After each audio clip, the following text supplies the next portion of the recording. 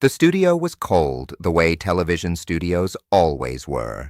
Artificially lit, humming with quiet machinery, smelling of powder and cable dust. It was November 1974, and the Tonight Show audience had settled into their seats with the comfortable expectation of an easy evening. Johnny Carson was at his desk. Ed McMahon was in his chair.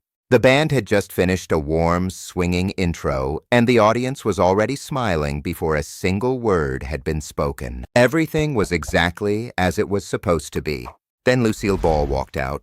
The applause was immediate and enormous. The kind that fills a room not just with sound, but with genuine love. Lucy acknowledged it the way she always did, with that broad, self-aware grin, one hand raised, her red hair catching the studio lights. She was 63 years old, and she moved like a woman who had never once doubted her right to occupy a stage. She sat down across from Johnny, crossed her ankles, smoothed her dress, and the interview began. For 20 minutes, it was everything the audience expected. Sharp, funny, Lucy was electric, telling stories, landing lines, making Johnny laugh the way few guests could. The audience leaned forward in their seats. This was why they came. This was Lucille Ball, and then Johnny Carson leaned forward slightly. His voice dropped just half a step. Not dramatic, not telegraphed. He simply changed register, the way a man does when he stops performing and starts meaning it. He looked at Lucy and said something about Desi Arnaz. Not a question, a statement. What he said was quiet, specific, true in the way that only things that have been carefully thought about can be true. And it landed on Lucille Ball, like a hand pressed gently over a wound she had spent 14 years pretending did not exist. Her smile did not disappear all at once. It dissolved, slowly, in layers. The way a person's face changes when they have been seen, truly seen, for the first time in a very long time. Her chin dropped slightly, her breath caught on air, and in front of 20 million people, the most unbreakable woman in Hollywood began to cry. For a moment, no one moved. If you have ever loved someone you could never fully let go of, stay with this story, and make sure you subscribe so you never miss these moments. Lucille Ball did not cry easily. That was something the people closest to her understood without ever needing to say it out loud. She had built her entire public identity on the opposite of tears, on chaos and pratfalls and the kind of physical comedy that required not vulnerability but absolute control. The crying was something she kept private, behind closed doors, in rooms where no camera could follow and no audience could witness. She had learned early that the world wanted Lucy Ricardo, and Lucy Ricardo did not break down. She bounced back. She schemed again. She got up off the floor and found the next laugh. But the real Lucille Ball, the woman underneath the red hair and the rubber face and the perfectly timed stumble, had been carrying something heavy for a very long time.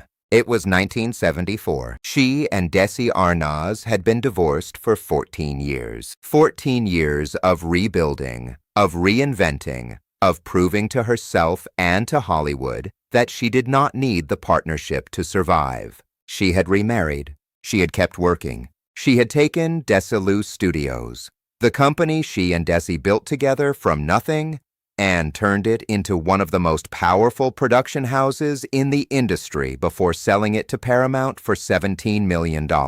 By every measurable standard, Lucille Ball had not just survived the end of her marriage. She had thrived. And yet, there are wounds that do not heal simply because you are busy. There are people you do not stop loving simply because you have stopped living with them. Desi Arnaz had not just been her husband.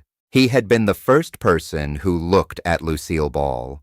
Not the comedian, not the contract player, not the B-movie actress grinding through forgettable pictures, and said without hesitation that she was something extraordinary. He had fought the network executives who did not want her. He had sat behind the camera at every taping of I Love Lucy and laughed harder than anyone in the room.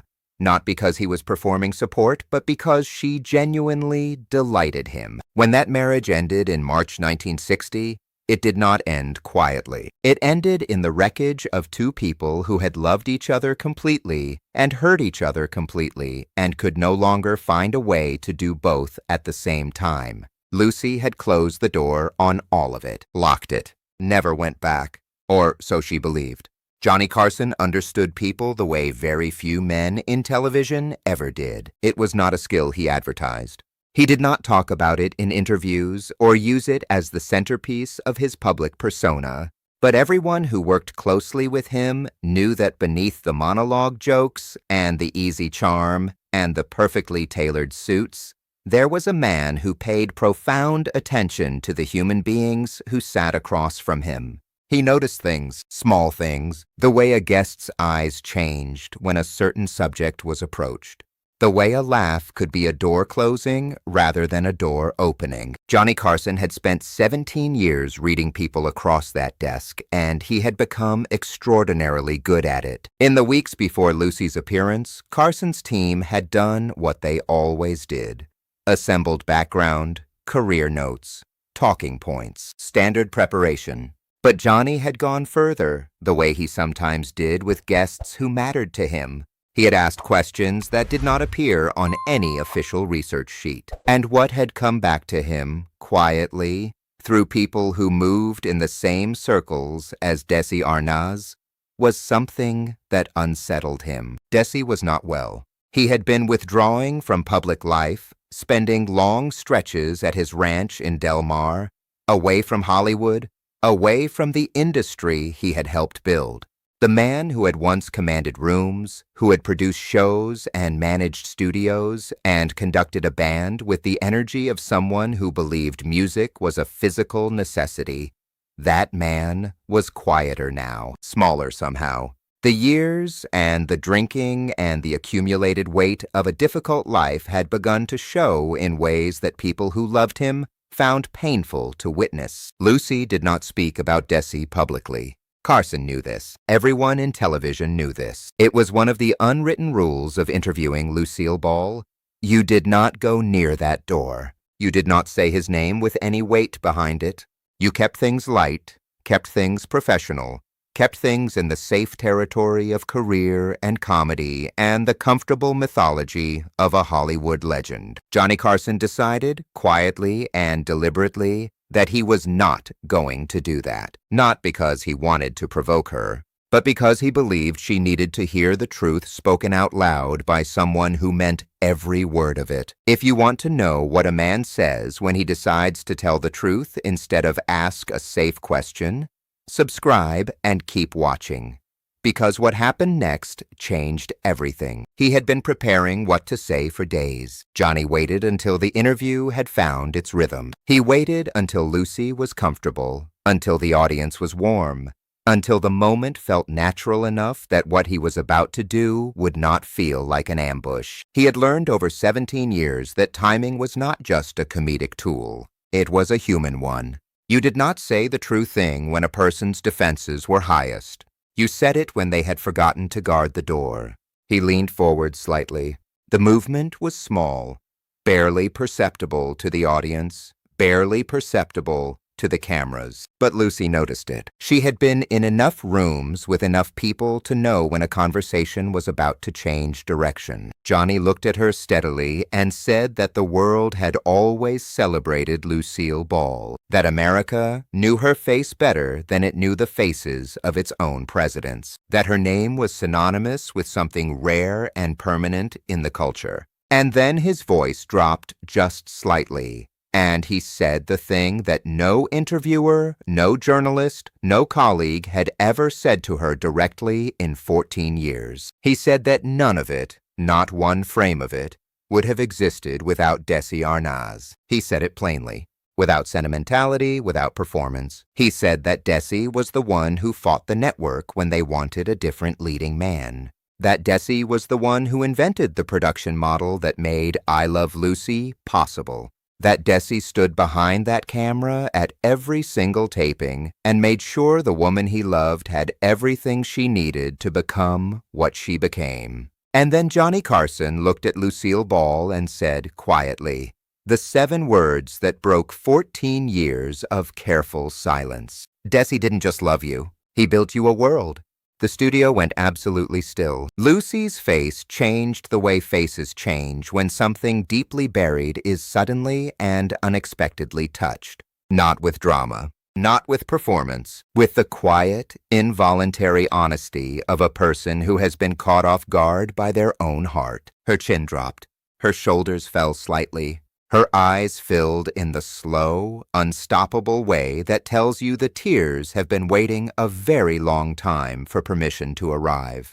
She did not speak for a long moment. The audience did not make a sound. When Lucy finally spoke, her voice was not the voice that had made America laugh for 3 decades. It was quieter than that, smaller. It was the voice of a woman who had just had something true said about her life, and was still deciding whether she was allowed to accept it. She said, "No one has ever said that to me.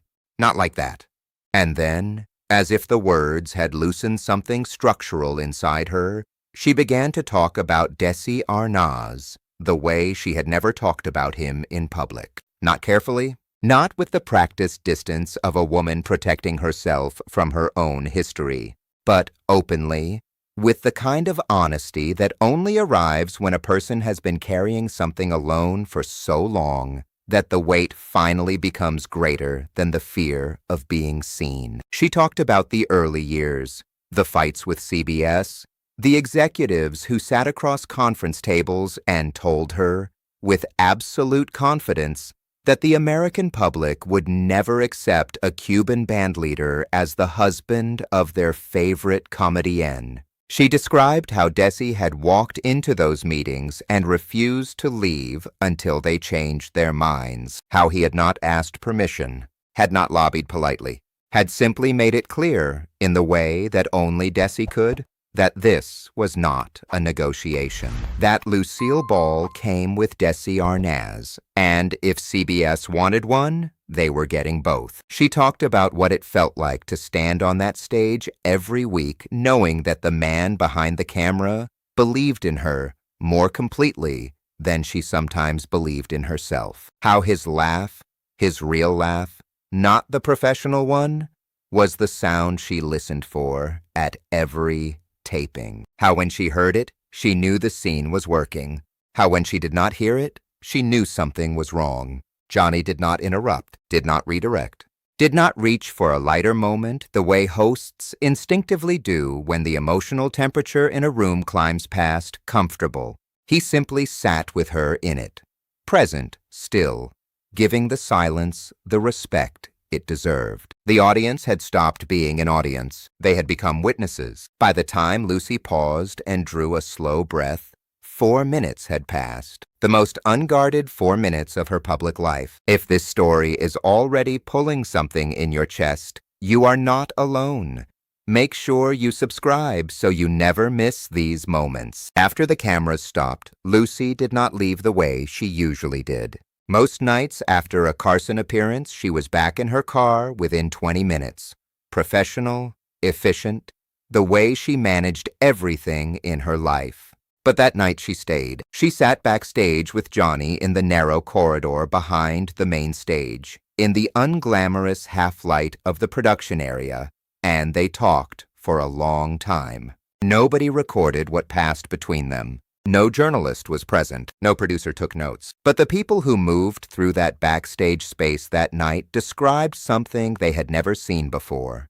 Lucille Ball sitting completely still, without performance, without armor, just a woman in a conversation that mattered. What is known is that she left that night looking different, not visibly distressed, not composed in the brittle, managed way that sometimes passes for composure. Something else. Something lighter, as if a door that had been sealed for 14 years had been opened just enough to let air through. In the weeks that followed, word reached Desi Arnaz at his ranch in Del Mar. He had not watched the taping live.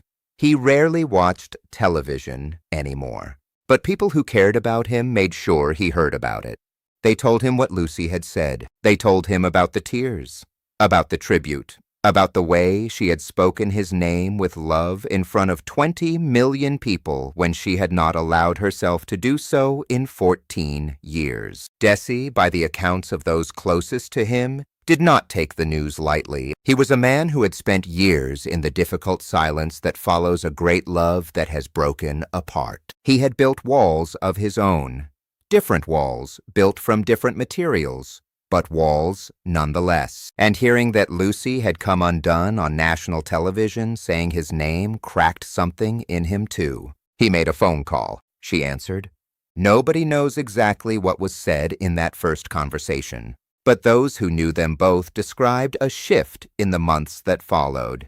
Something careful and quiet and honest beginning to grow in the space between two people who had once built an entire world together and had never quite found a way to let it go. It was not reconciliation. It was something more difficult than that. It was the truth. Desi Arnaz died on December 2nd, 1986. He had been battling lung cancer through that final year, quietly, the way he had always handled the things that hurt him most.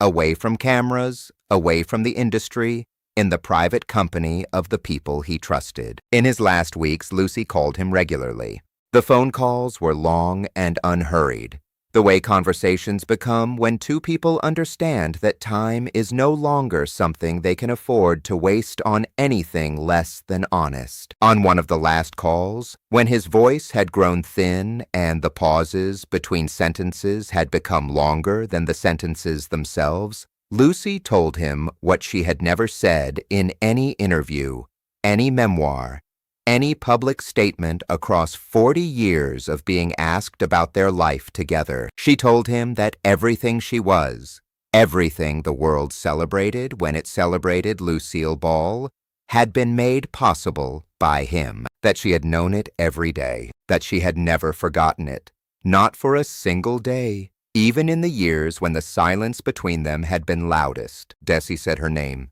just her name. That was enough. When Lucy learned he was gone, she did not make a public statement, did not appear on television, did not give the industry the dignified, composed response it expected from a woman of her stature. She went home, closed the door, and grieved the way people grieve when the loss is too large for public language. Privately, completely, without performance. She lived until April 26, 1989. In those final years, something had permanently changed in the way she spoke about Desi.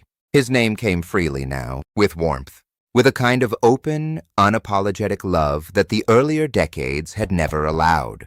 She credited him in interviews. She told the truth about what he had built. She let the world see, finally and without reservation, that behind every laugh track and every classic moment of American comedy, there had been a man named Desi Arnaz who made all of it possible. That November night in 1974, Johnny Carson did not ask Lucille Ball a question. He told her a truth, and in doing so, he gave her something no amount of success, no amount of reinvention, no amount of careful distance had ever managed to give her. He gave her permission to love him out loud. If this story moved you, subscribe and share it with someone who understands that the greatest love stories are not always the ones that last.